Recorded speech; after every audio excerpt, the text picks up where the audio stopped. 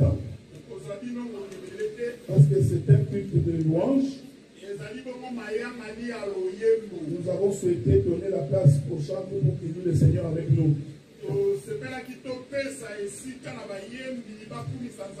C'est pourquoi très vite nous allons prendre nos Bibles dans 1 Samuel chapitre 5.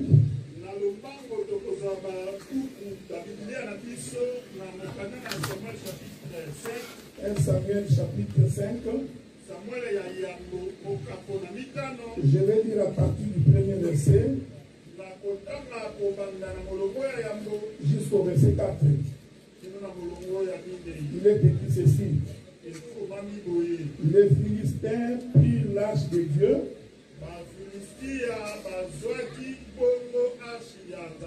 et après s'être emparés de l'arche de Dieu, les Philistins firent entrer dans la maison de Dagon et la placèrent à côté de Dagon.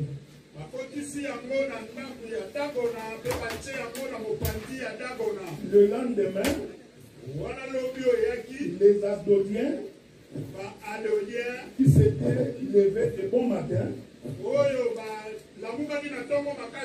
vers Dagon étendu la face contre terre,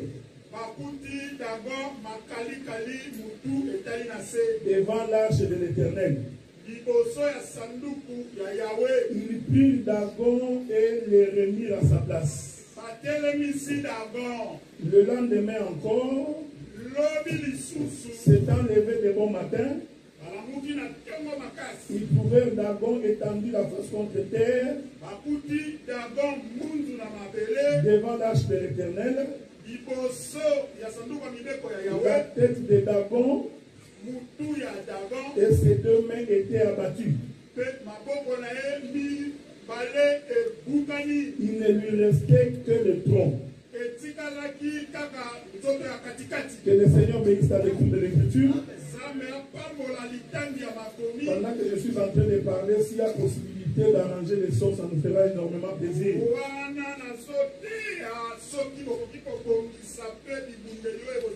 Même les micros de Moïse, on a l'impression qu'il crie, on n'entend pas.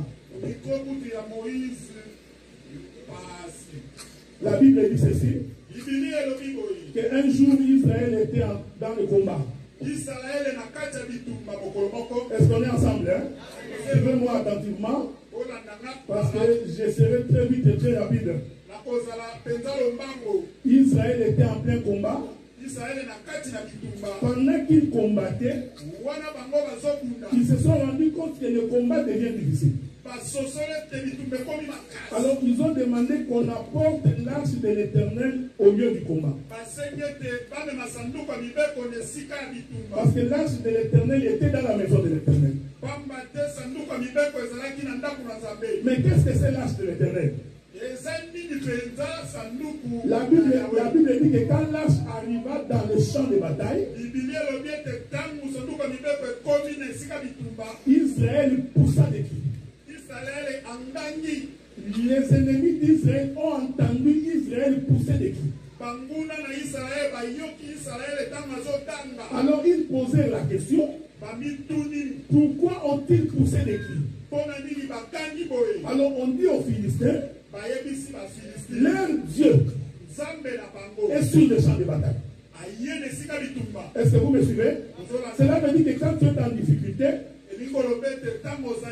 quand tu as des problèmes, celui qui vient combattre pour toi, c'est l'Éternel Dieu. Je voudrais chaque jour que tu as des difficultés, chaque jour que tu as des problèmes, que tu saches que c'est l'Éternel Dieu qui combat pour toi.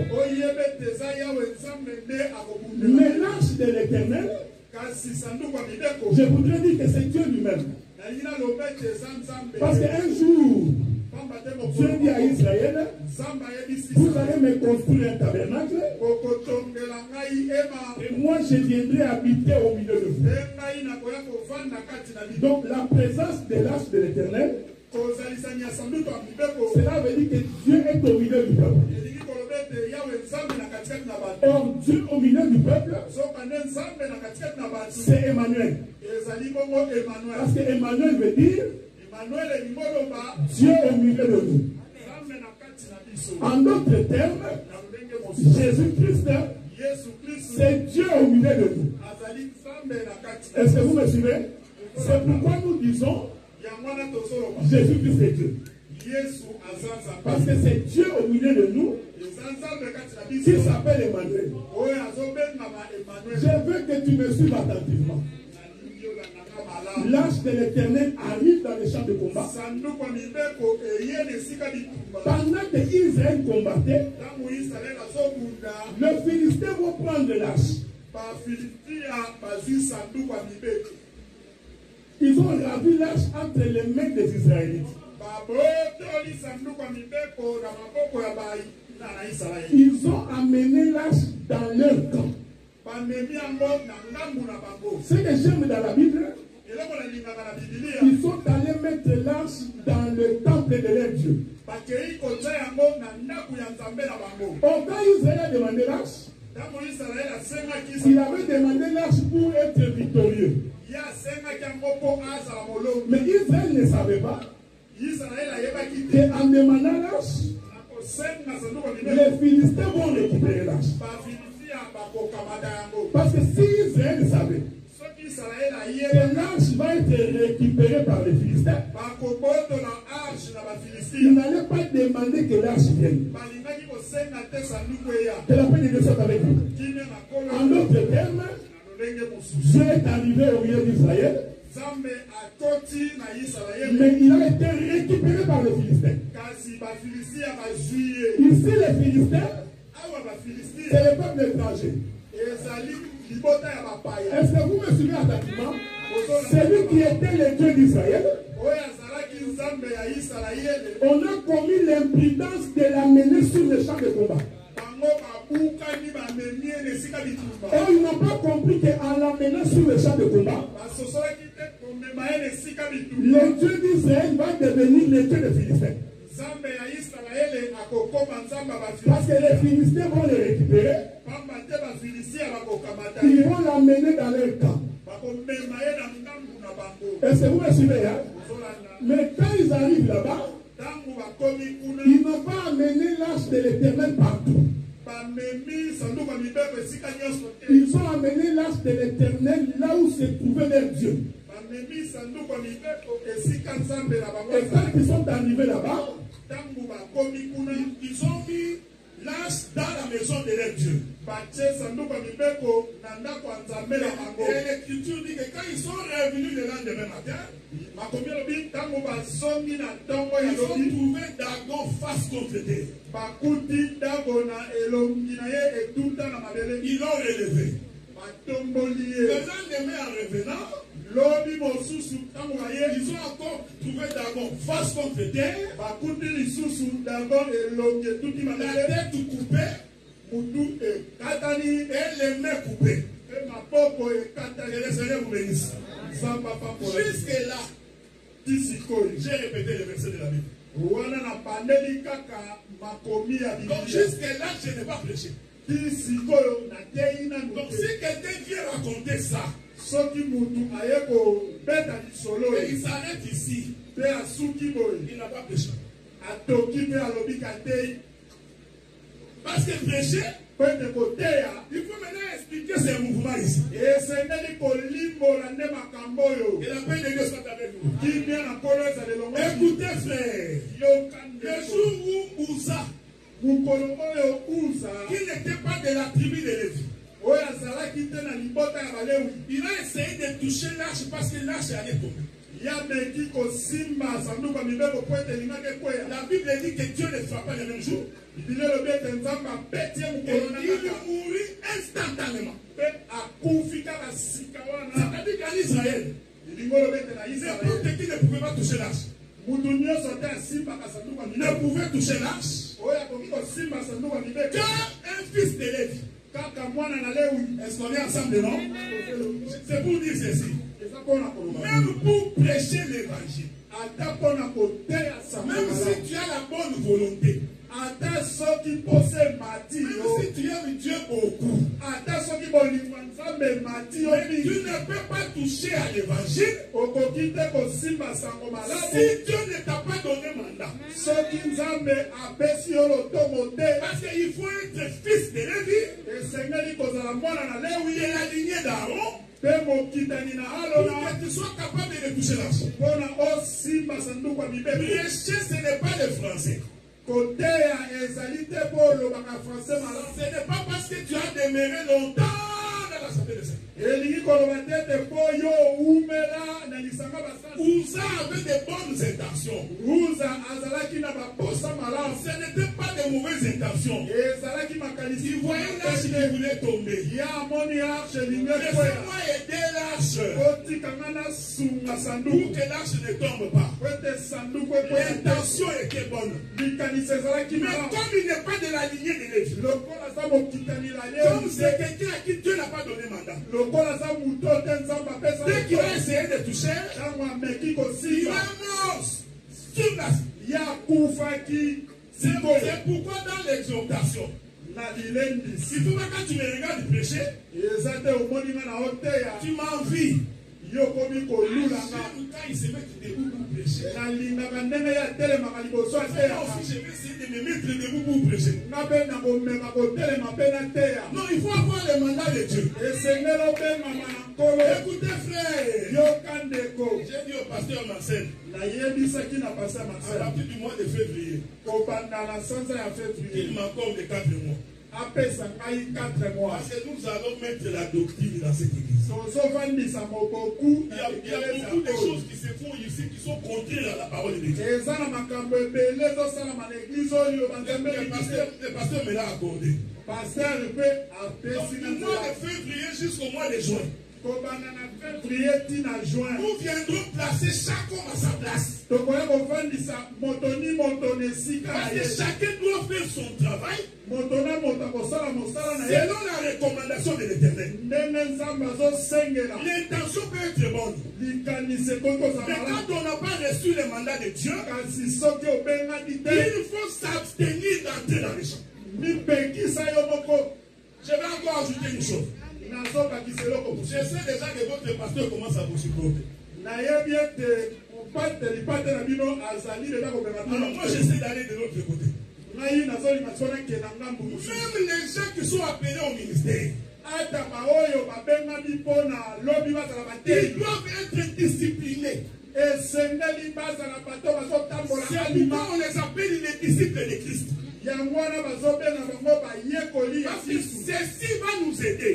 Quand nous ne serons pas là, que l'église du Seigneur puisse continuer. C'est pourquoi quand on est père, on fait en sorte que même après ma mort, que le nom de ma famille ne disparaisse pas. Et quand on est fils, il faut avoir la vision de loin. Parce que dans 13 ans, j'aurai 70 ans. Ça vient vite. Donc nous n'aurons plus la charge de venir prêcher comme ça tout le temps. Déjà pour commencer à regarder les yeux. Donc cette église ici vous appartient. Le lendemain, c'est vous qui prêchez. C'est pourquoi il faut veiller sur le modèle. Uza avait la bonne intention. Mais comme on ne pouvait pas toucher l'âge, parce qu'il n'est pas de la tribu de Lévi, Dieu ne le fera pas. Mais regardez maintenant. Comment voulez-vous? Le Dieu qui a frappé Uza, parce qu'il avait une bonne intention, va laisser les Philistins, le païen, de tenir l'âge et de ne pas mourir. Et la gloire soit rendue au Seigneur. Les Philistins, qui n'était même pas de la tribu de Lévi, qui n'était même pas israélite. C'est sûr que quand Israël regardait, il se demandait, mais qu'est-ce qui se passe ici? Mais comment Dieu s'est fait prendre comme ça? Le Dieu que nous connaissons, c'est un Dieu pour ça qu'on ne touche pas. Avec vous. Parce que je vais dire quelque chose. Oh, quand Dieu est puissant, c'est les lions. Parce que les lions, c'est les rois. On est ensemble, non? Les rois, on ne s'approche pas devant lui. Même Esther qui est sa femme a dit, je ne peux pas m'approcher comme ça. Parce que c'est les lions dans toute sa puissance. Quand ils ont appelé lâche pour venir au champ de combat, ils ont tiré l'âge de la maison. Et l'âge venait pour venir au champ de combat. Que la paix de Dieu soit avec vous. Ils n'avaient pas compris que quand l'âge venait, l'âge qui était le roi, qui était le lion, et quand il descend dans les champs de bataille, les lions deviennent l'agneau. Est-ce qu'on est ensemble, frères? Celui qui a quitté le trône, c'était le Dieu Tout-Puissant. Personne ne pouvait les toucher. Personne ne pouvait les résister. Et comme il voulait aller visiter les Philistins, il doit changer de nature. Celui qui était un lion devient l'agneau. L'agneau, on peut la détenir. Il ne peut même pas dire un mot. Est-ce qu'on est ensemble, frère? Ah, j'ai compris. Là, c'est sur le champ de combat. C'était les lions qui étaient devenus l'agneau. C'est pourquoi ce jour-là, quand on dit à Jean, voici les lions de la tribu d'Égypte.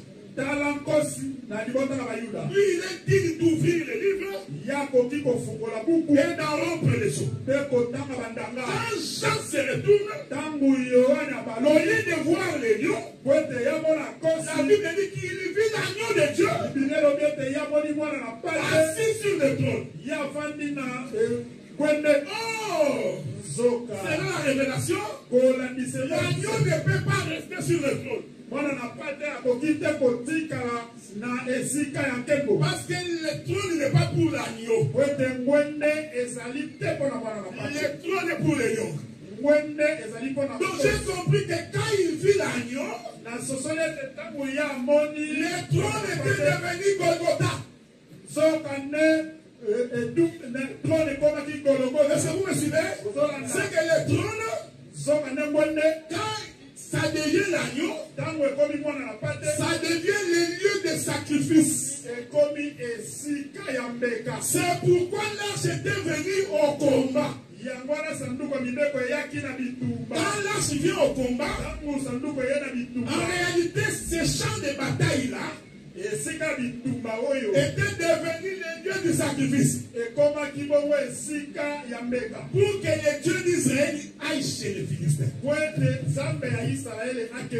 Dieu a abandonné la maison d'Israël. Il a abandonné la maison de Jacob. Lui qui était Dieu, il s'est fait agneau pour venir nous visiter. Mais quand il vient nous visiter, il n'a pas une autre mission. Ah, laissez-moi te dire aujourd'hui, frère. L'arche est venu chez nous, non pas pour nous donner des habits. Parce que les païens aussi ont des habits. L'arche est venu chez nous, non pas pour acheter des maisons. Je ne suis pas contre le fait que tu achètes une maison. Mais l'arche n'est pas venu chez nous, non pas pour que nous achetions des maisons. Parce que les païens aussi achètent. L'arche n'avait qu'une mission. Il faut aller renverser Dagon, le dieu des Philistins. Celui qui régnait chez les païens, c'est celui-là que je dois aller renverser. C'est pourquoi quand on a pris l'arche, on ne l'a pas amené à la maison. On l'a amené là où se trouvait Dagon. Oh, Dagon, c'était le dieu des Philistins. Ah, j'ai compris que la nuit, dans cette maison-là, il y avait une bagarre. Quand l'arche est entrée dans cette maison, la nuit, il y a eu une bagarre. Ce qui me prouve qu'il y avait une bagarre, parce que quand ils sont arrivés demain matin, Dagon qui était debout, ils l'ont trouvé face contre terre.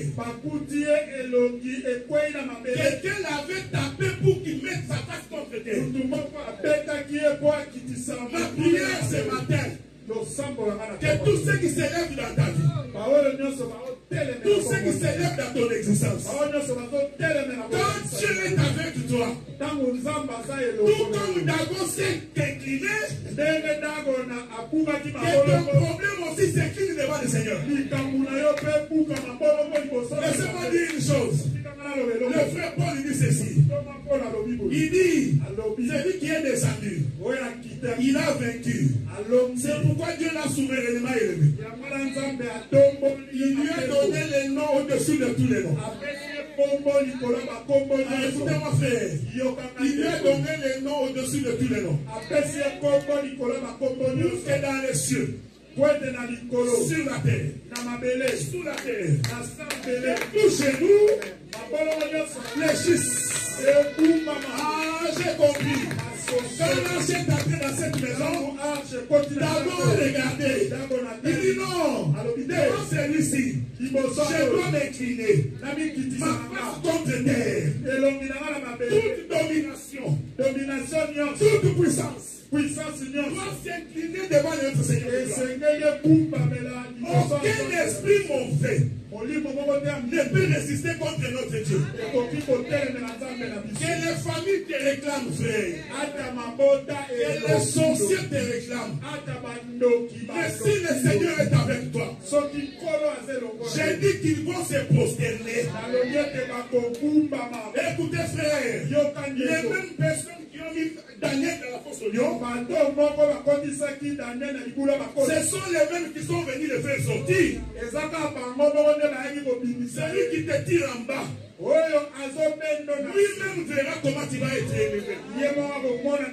Celui qui te cherche des problèmes, lui-même constatera que l'Éternel est avec toi. Dieu ne voulait pas autre chose. Il cherchait Dagon. Parce qu'il savait, une fois que j'ai battu Dagon, les Philistins seront libres.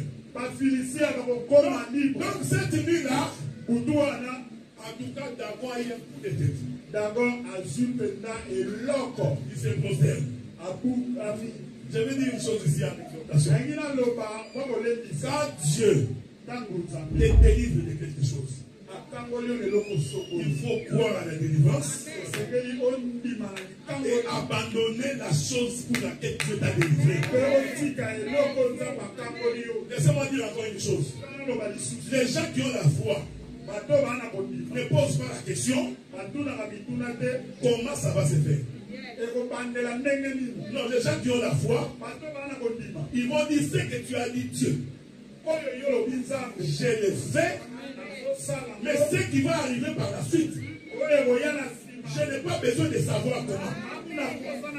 Parce que beaucoup de chrétiens ont des problèmes pour abandonner la vie du péché. Parce qu'ils se posent la question, si j'abandonne, comment je vivrai? Ce que je fais est une fraude. C'est une fraude. La Bible te demande d'abandonner. Mais toi tu te poses la question, si je laisse ça, comment je vivrai? Comment je payerai mon loyer? Non, tu ne connais pas les dieux que tu sais. Non, les dieux que tu sais, frère, il est capable d'ouvrir une porte là où tu ne pouvais pas t'imaginer. Obéis seulement à la voix du Seigneur. Dieu a dit aux enfants d'Israël, avancez seulement. Est-ce qu'on est ensemble? Avancez seulement et que les sacrificateurs mettent les pieds dans l'eau. Si le sacrificateur n'avait pas mis les pieds dans l'eau, on n'allait pas se séparer. Si c'était posé la question, mais il y a de l'eau, mais il nous demande d'avancer pour aller où? Oh bien aimé, il n'allait pas traverser. Je dis, mettez seulement les pieds dans l'eau. Je voudrais dire à quelqu'un, obéis seulement à ce que Dieu a dit. Je te demande pas ce qui va arriver. Mais je t'informe, frère. Quand tu mettras les pieds dans l'eau, c'est lui qui appelle les 4 vents de la terre. C'est lui qui appelle les 4 vents de la terre. Parce que les 4 vents de la terre, c'est la marche de tout un homme. Un homme qui marche à 4 pattes. C'est pourquoi quand Jean l'a vu, il dit voici l'agneau de Dieu. Parce que Jean avait vu un homme qui marchait à 4 pattes. C'est pourquoi dans la tente d'assignation, il y avait une table de paix de proposition. Et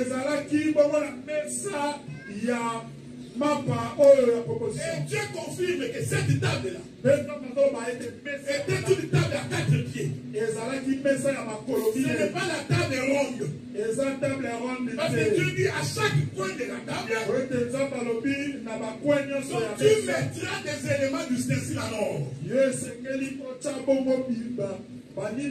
Est-ce qu'on est ensemble, non? Oh, c'est lui qui marche à 4 pattes là. C'est notre Seigneur Jésus-Christ. C'est de lui. Il est question dans Matthieu. C'est de lui. Il est question dans Marc. C'est de lui. Il est question dans Luc. C'est de lui. Il est question dans Jean. Les 4 pieds de Jésus, quand ça va souffler, l'impossible devient possible. Est-ce que vous me voyez?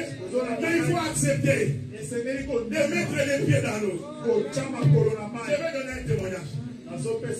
Ici, je le prêche là, j'ouvre une parenthèse. Vous savez, quand nous étions au premier niveau, nous étions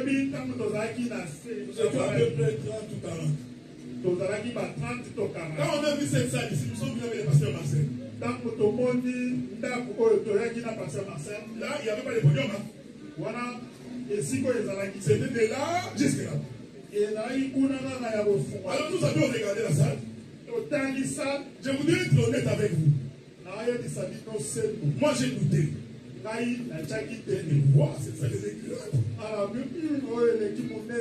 Marcel m'a dit ceci. Il dit non, on va remplir cette salle. Mais si j'avais dit à Marcel, non, attendons d'abord. Je vous informe, nous serons toujours 50. Parce que Dieu ne va nous donner que ce que nous avons dans notre limite. Mais nous avions osé. Nous avons dit, allons quand même. Et quand nous avons mis les pieds, souvenez-vous quand nous avions commencé, il y avait des chaises qu'on a tassées, on mettait là-bas. Il y a beaucoup de gens qui ont déjà fait sortir les chaises. Mais aujourd'hui, nous faisons sortir toutes les chaises. Est-ce que vous me suivez ce que j'ai dit? Il faut mettre les pieds dans l'eau. Jamais hésiter. Je voudrais dire à quelqu'un, même le travail, ne choisis pas le travail que tu trouves que c'est facile à avoir. Il faut choisir le travail que tu trouves que c'est difficile là. Là-bas, on n'engage pas des gens. tu vois, pour qu'on te prenne là-bas, il faut avoir un diplôme de ceci. Je t'informe que si tu crois en Dieu, il est capable de te donner ce que personne ne peut imaginer.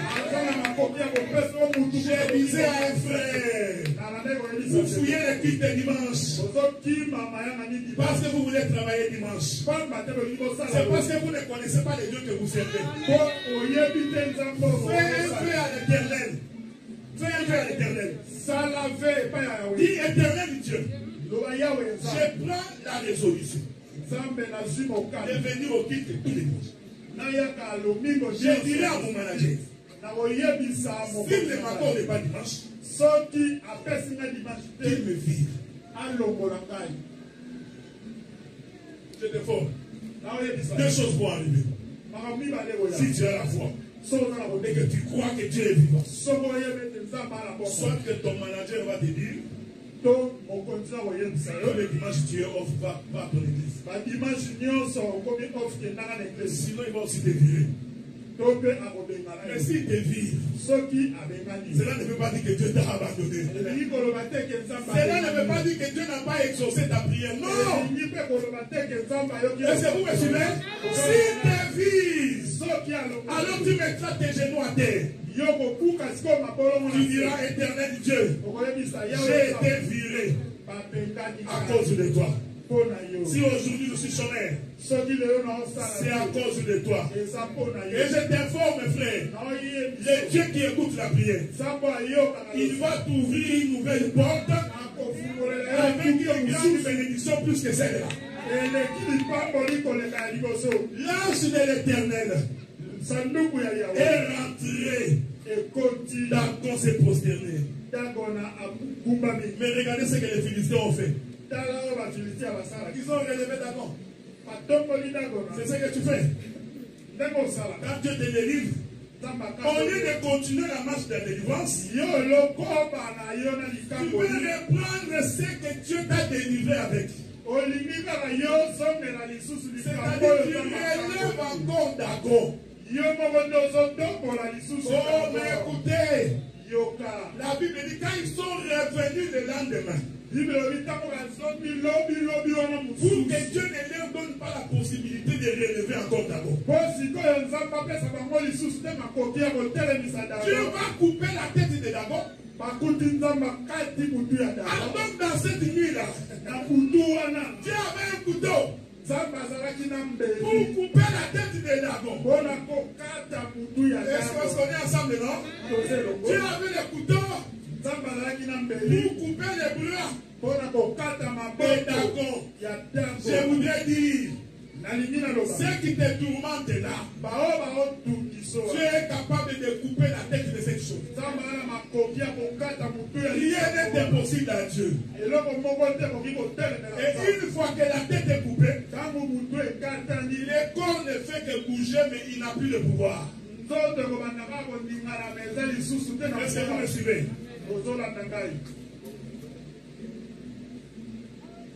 Il y a une autre la voiture là de l'État, je ne sais pas si c'est ici ou c'est pas ici. 35GAH, c'est une Toyota. Toyota 35G parqué, 35GAH. Donc il faut aller les 35, on va les remonter. On va les remonter. Pas ça. Je crois qu'on doit les trouver un endroit avec un parking beaucoup. Comme ça tout le monde va commencer à parquer des voitures. C'est possible, non? Un moment, c'est possible. Il y aura plus de communiquer, on va le communiquer. Je veux finir. Pendant que je suis en train d'atterrir, j'invite les chants. Écoutez maintenant. Cette nuit-là, la tête de Dagon a été coupée. Est-ce qu'on est ensemble, non? La tête de Dagon a été coupée. Ah, j'ai compris. Et c'était ça la marche de David. Suivez-moi attentivement. Je vais me résumer et puis introduire et conclure. L'arche est venue de la maison de l'Éternel. C'était le roi. Quand il arrive dans les champs, il devient l'agneau. Il est transporté chez les Philistins. Les Philistins, ce sont des étrangers. C'est ce que nous étions. Il y avait un Dieu qui régnait sur nous. C'est Dagon. L'arche vient pour renverser Dagon, afin que nous soyons libres. C'est bon? Maintenant, regardez. Israël était dans un combat avec les Philistins. Les trois frères de David étaient là-bas. Alors le père va envoyer David. Or David est de la tribu de Juda. Est-ce qu'on est ensemble, non? David est de la tribu de Juda. Quand David est en train de venir, c'était l'arche qui se déplace au champ de combat. Mais quand David arrive au combat, quand Saoul l'a regardé, Saoul n'a pas vu un roi. Il a vu un petit enfant. Oh, il n'avait pas compris. Le roi qui devient petit enfant, en réalité c'est l'agneau. Est-ce que vous me suivez? Oh, quand il vient devant Goliath, Goliath n'a pas vu un lion. Il a vu un petit enfant qui venait au devant. Oh, il n'avait pas compris. Et c'est l'arche qui s'est déplacée chez les Philistins. Et Goliath représentait Dagon. Est-ce que vous me suivez? Alors tous deux vont se retrouver dans la vallée. Oh, la vallée, c'est le temple de Dagon. Parce que c'est le lieu de la mort. David aussi descend. Quand il arrive là-bas, pour accomplir l'écriture, il coupa la tête de Goliath. Écoutez-moi bien maintenant. C'est ici que nous disons que la Bible n'est pas n'importe quel livre. L'écriture donne le poids de l'épée de Dagon. Non, de Goliath. Parce que Goliath était un géant. La Bible dit qu'il avait 6 doigts. Donc quand Goliath était debout, même son bouclier, pour le transporter, ça prend 2-3 personnes. Est-ce que vous me suivez, frère? Il ne faut pas se fier à l'apparence. Mais celui qui venait là, celui-là qui venait, il n'avait jamais combattu. Il n'était jamais en guerre. Mais il descend avec une lance. Et il vient, il tue Goliath. Il récupère l'épée de Goliath. Je me pose la question. David lui-même avait la capacité de soulever l'épée de Goliath. Alors que c'était un jeune homme. Comment un jeune homme peut-il transporter une épée d'un géant? Et il utilise pour couper la tête de Goliath. Ah, je voudrais dire ceci.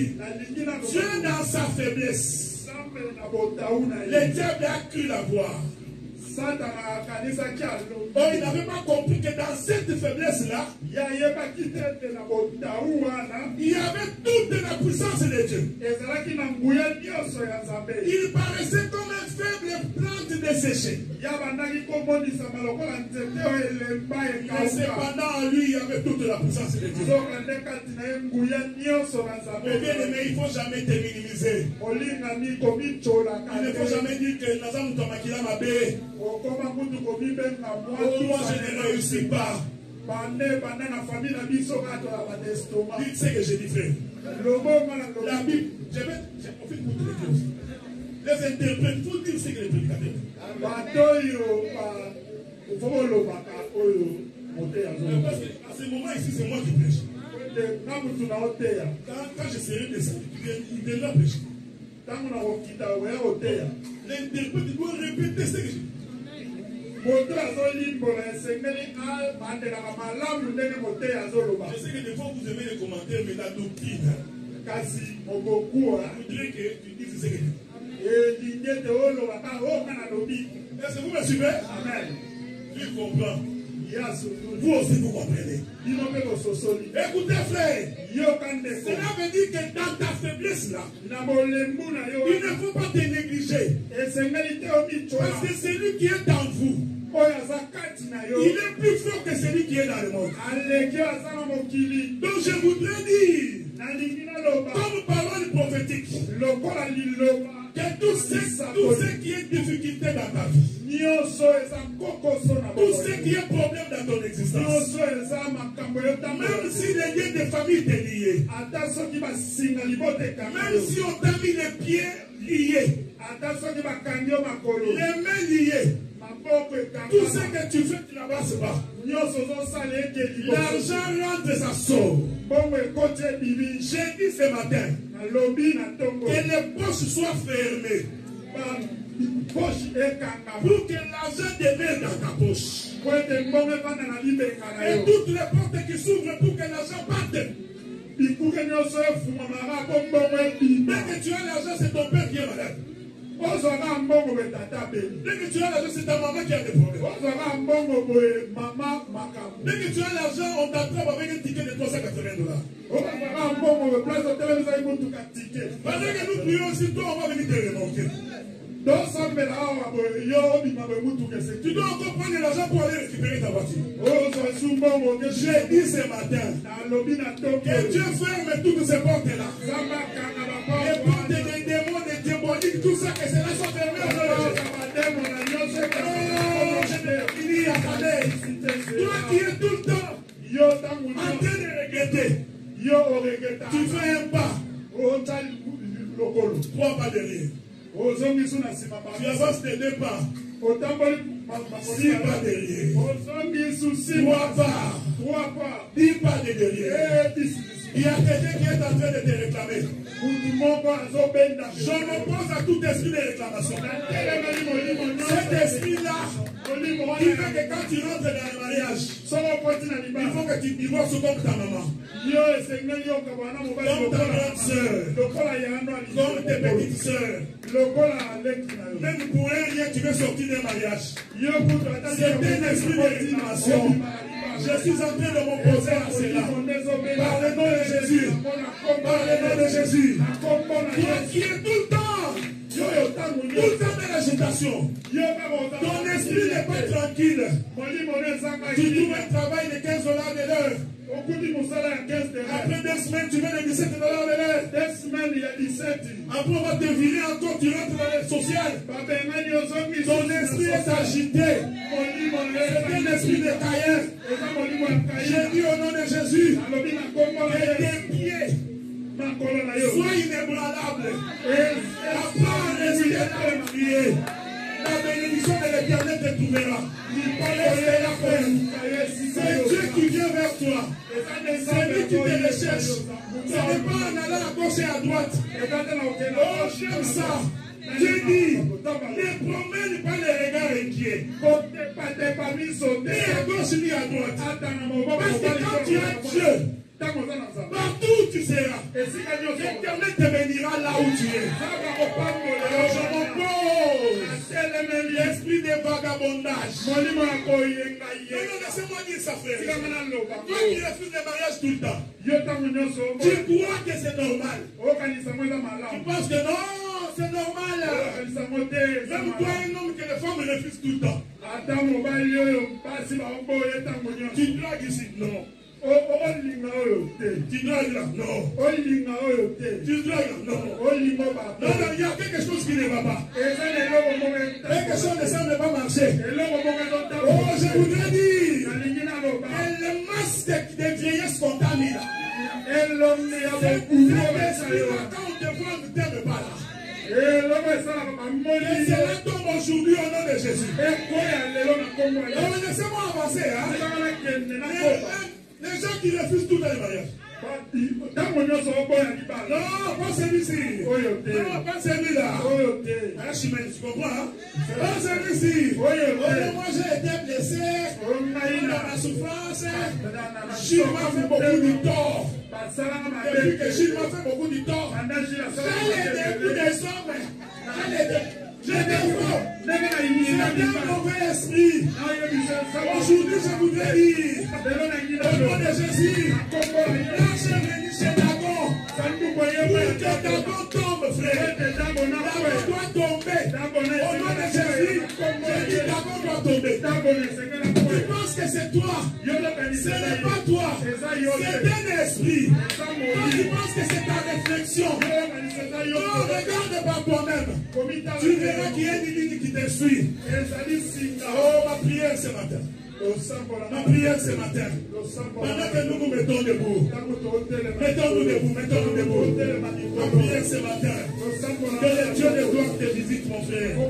Que le Dieu de gloire vienne à ton secours. Il rend possible l'impossible. Oh, ma prière est que Dieu t'en délivre.